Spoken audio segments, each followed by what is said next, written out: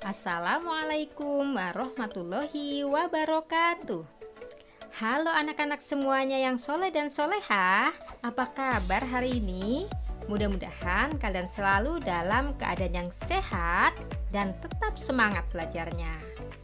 Baiklah anak-anak, hari ini Ibu akan melanjutkan materi PPKN, masih tema 1, kita masuk subtema 4. Nah, tentang apa saja ya subtema 4 itu? Yuk kita pelajari sama-sama ya.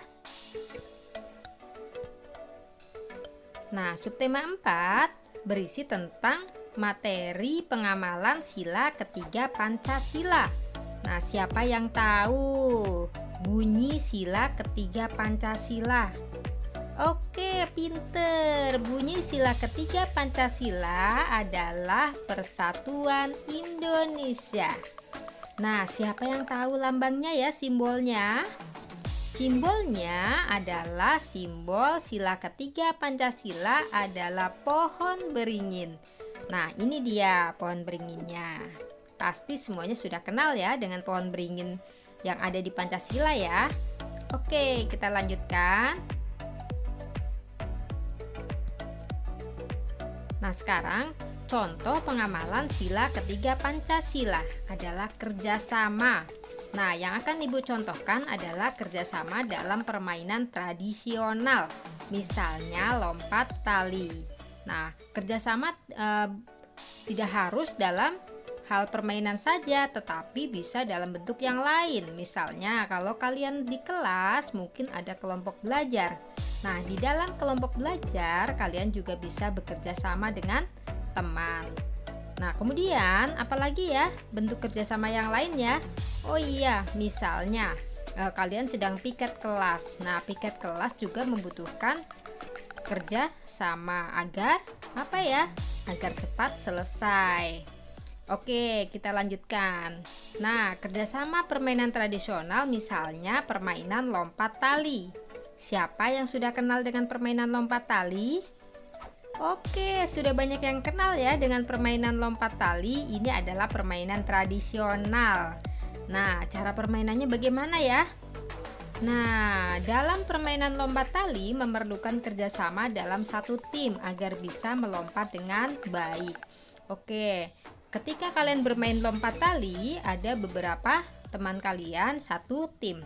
Nah, agar kalian bisa melompat dengan baik, maka memerlukan kerjasama yang baik antara yang satu dengan yang lain. Oke, kita lanjutkan.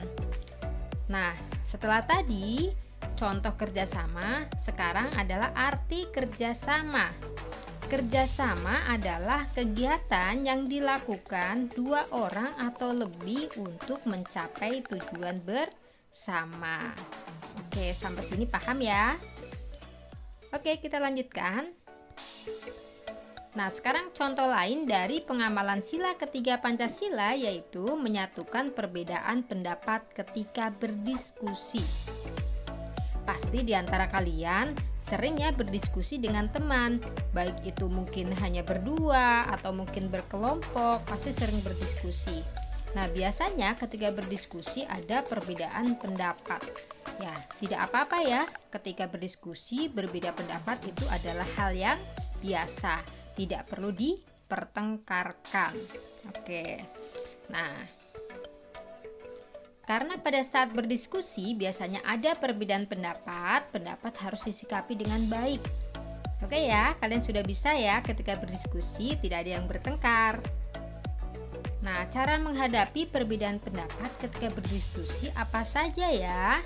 Agar kalian tidak sampai menimbulkan pertengkaran. Nah, yang pertama adalah mendengarkan setiap pendapat orang lain. Jadi, ketika ada orang lain yang sedang mengemukakan pendapat, kita dengarkan terlebih dahulu, ya. Jangan kita potong ketika orang sedang berbicara. Yang kedua, tidak memaksakan pendapat kita sendiri. Ya, kita tidak boleh memaksakan pendapat kita untuk orang lain. Yang ketiga yaitu menerima dengan ikhlas pendapat yang sudah dipilih. Jadi kita tidak boleh marah-marah ketika pendapat kita mungkin tidak terpakai. Oke, sampai sini insya Allah sudah paham ya anak-anak semua ya. Nah, kalau sudah paham, nanti Ibu akan berikan latihan soal. Terima kasih atas perhatiannya. Terima kasih, selamat belajar. Wassalamualaikum warahmatullahi wabarakatuh.